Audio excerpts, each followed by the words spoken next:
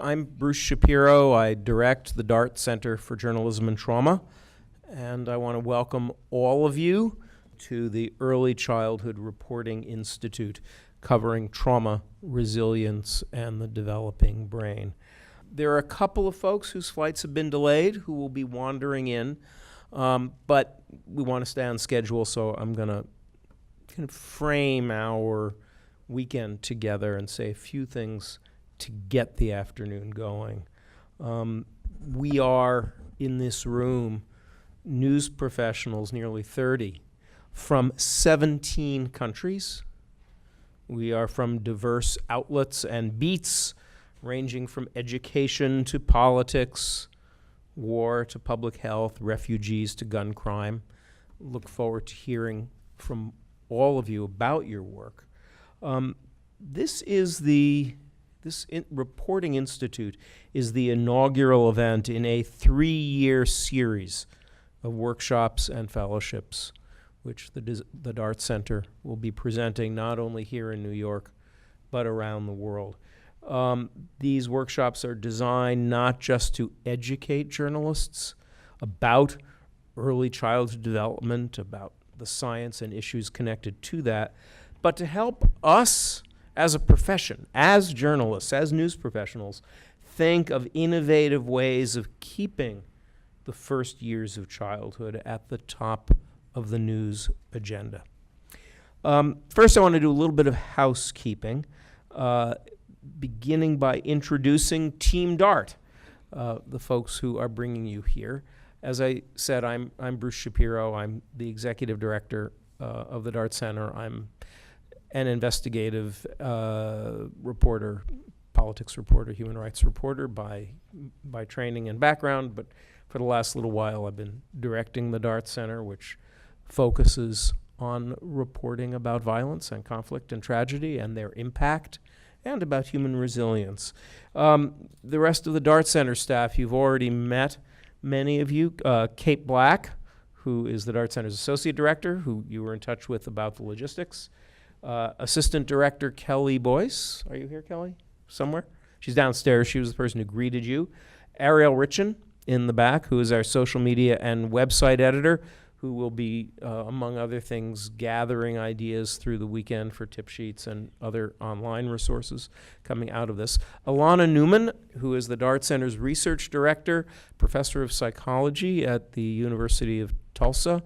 And when she's not being a resource for journalists, which she does quite tirelessly, she is a worldwide authority on trauma, both adult and in early childhood, trauma and resilience. And also Karen Brown. Karen, where are you? Karen Brown is a journalist with New England Public Radio. She's been a Dart Center Ochberg Fellow, but she's an integral part of the planning team for this project as our senior advisor, curriculum consultant. She's reported extensively on early childhood issues, has worked with us on previous workshops, and will be helping us think through a lot of the craft issues over the course of the weekend. I also want to introduce and acknowledge the remarkable consortium of global funders who have made this program possible. It's a very unusual effort.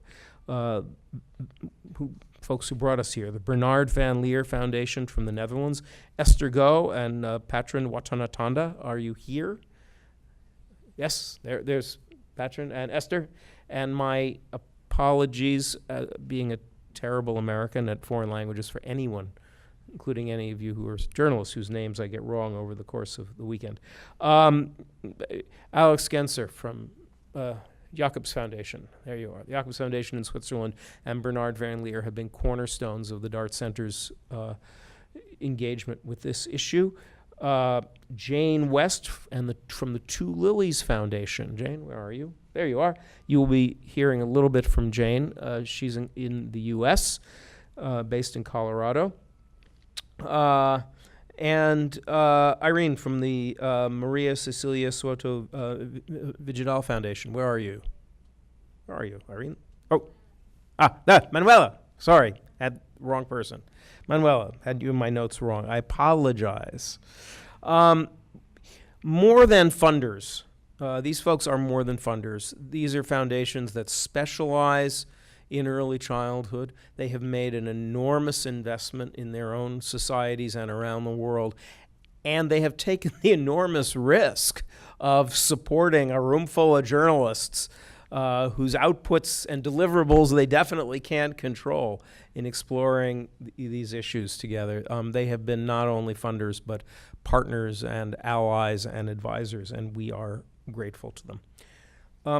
I want to talk briefly from a reporter's perspective about why we're here and how this program is structured. I should start by saying that when we put this program together over the last year, we had no idea how timely it would turn out to be that we would be meeting in New York City hard on the heels of an American president forcibly separating 2,000 children from their parents at the U.S. border, including so many in the first years of life that the government commissioned tender age shelters. Some of those children have ended up a few blocks from here in East Harlem.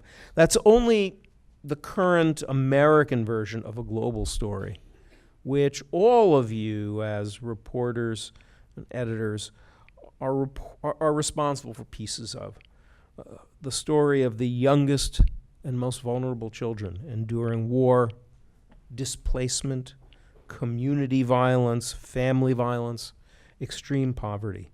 We're here to think together about how to better report each of our own corners of that story, to understand children's vulnerability to adversity and also their sources of resilience and growth, and also the responses and interventions in the face of disruption and violence and disaster and displacement that are possible and that work.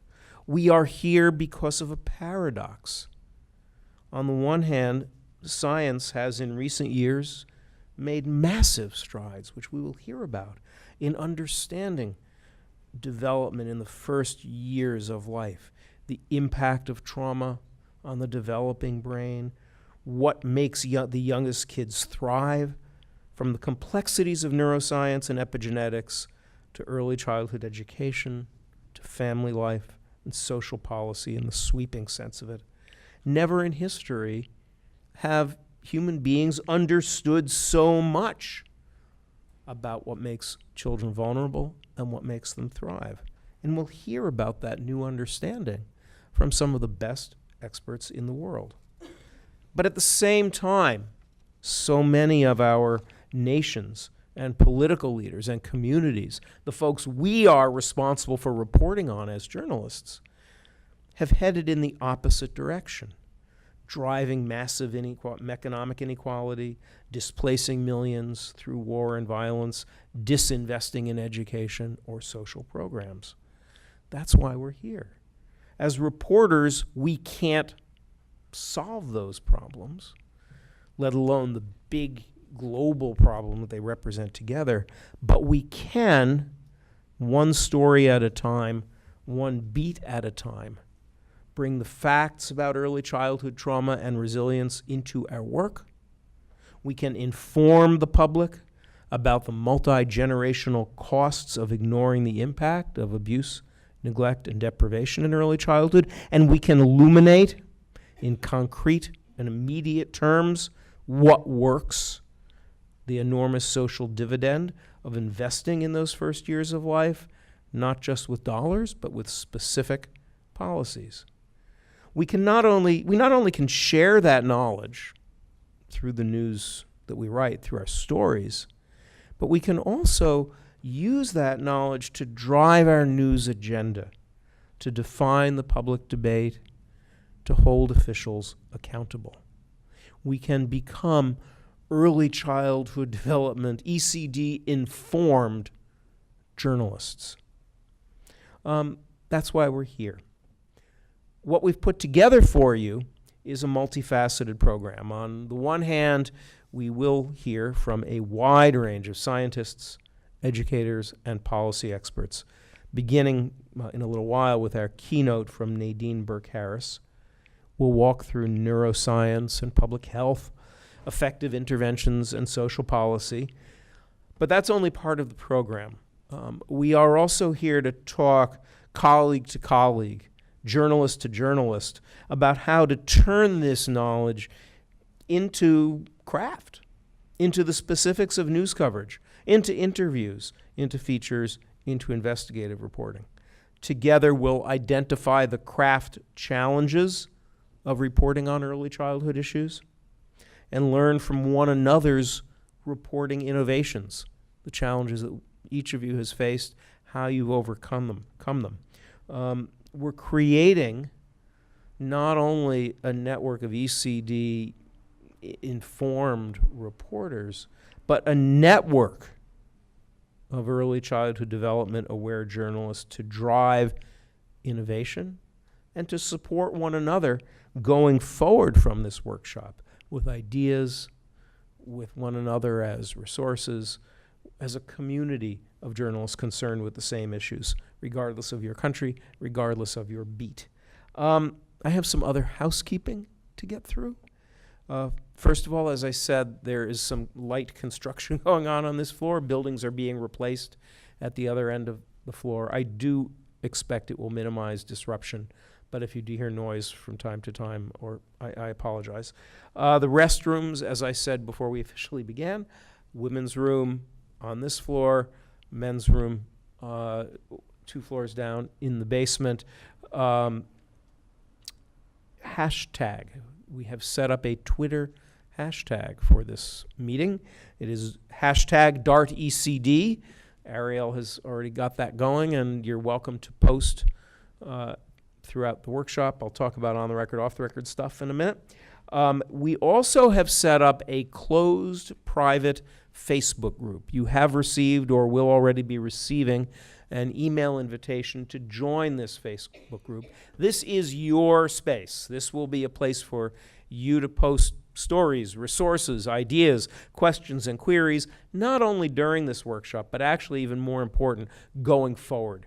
It will be a community space to keep us all knit together as our work goes forward.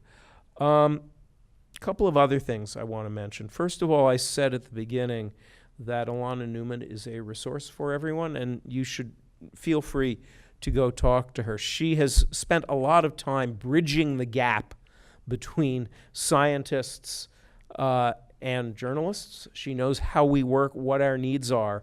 And if you find yourself wondering about some of the science that comes flying at you, or thinking about how to apply it or how to work it, talk to Alana. You'll be meeting her throughout the weekend, but just know that she's here. And finally, as we've mentioned in some of our correspondence, I think, through the generosity of our funders, the work of this program is not going to end on Sunday. We are also going to be able to provide a limited number of, the gods either like us or hate us, I don't know.